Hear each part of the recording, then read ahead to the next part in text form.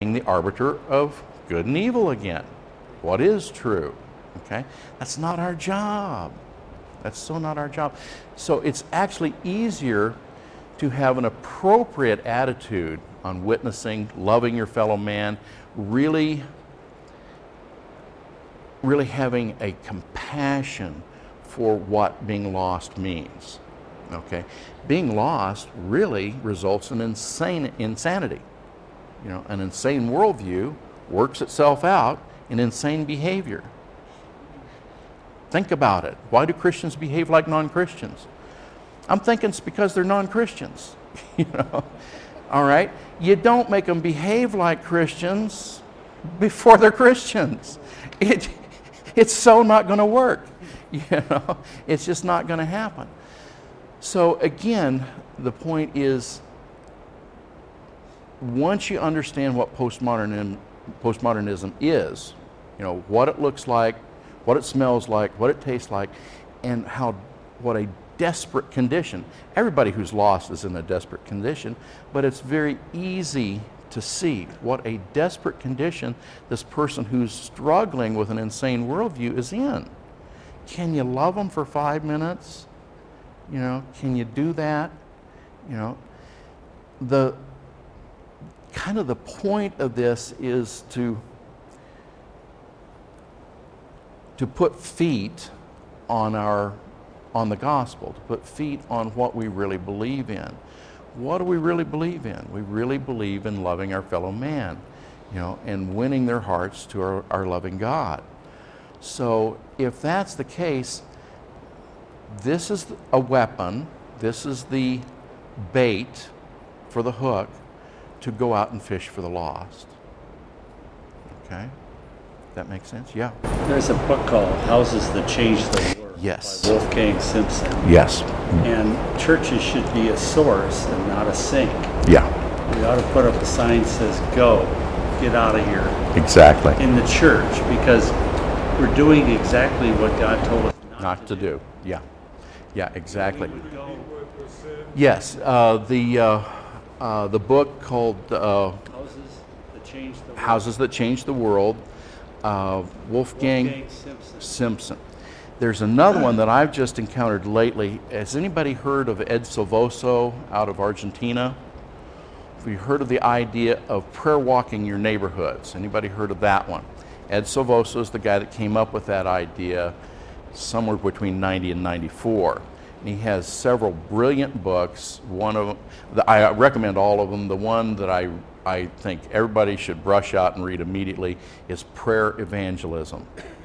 And I stole at least a third of my teaching tonight from him, so I'll give him appropriate credit. It's really heart-changing, life-changing. Okay, very, very valuable, and it puts the goodies down on the bottom shelf where, you know, you can read something very, very good and you think, this is magnificent, this is you know, just so good, and you can't figure out what to do next. What do I do next? You know, what do I do with this? How do I share it? How do I give it away? Well, that's the wonder of Ed Silvoso's teachings. By the way, his website is harvestevan.org. It's Harvest Evangelism, but it's harvestevan.org. Absolutely wonderful. And he came up with the idea also, very much like Houses That Change the World. His original concept was that your home would be the lighthouse of your neighborhood. And you would go out into your neighborhood and march the kingdom of heaven right up to the gates of hell, and you'd pray for peace on each of your neighbors' homes. And as you do that, it's just bizarre and divinely hilarious how frequently people will come to you and tell you their need that you can then minister to. And then you can say that the kingdom of heaven has come near to you. And that's exactly the process that Jesus taught the disciples to do, the 70. And when they came back, they had been dangerous to the wolves, and they told Jesus, even the demons submit to us in your name. Now, I want you to, somebody look in Luke 10, Start in verse 17 for me. Can somebody find that? And by the way, I'll preface this.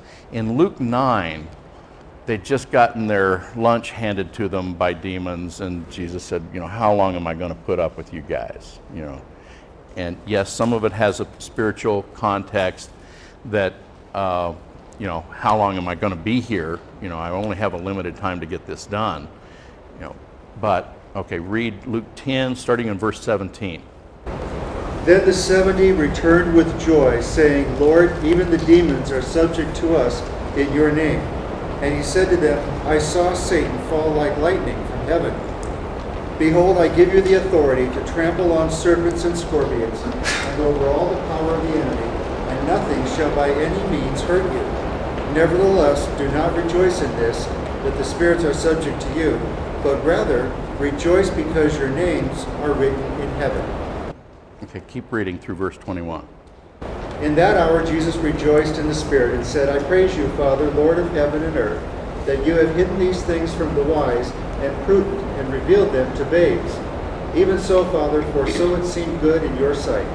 All things have been delivered to me by my Father, and no one knows who the Son is but the Father, and who the Father is but the Son, and the one to whom the Son wills to reveal him. Okay, good. We're good. Okay, so he'd sent them out as lambs among the wolves. They'd become dangerous to the wolves. They came back and said, even the demons submit to us.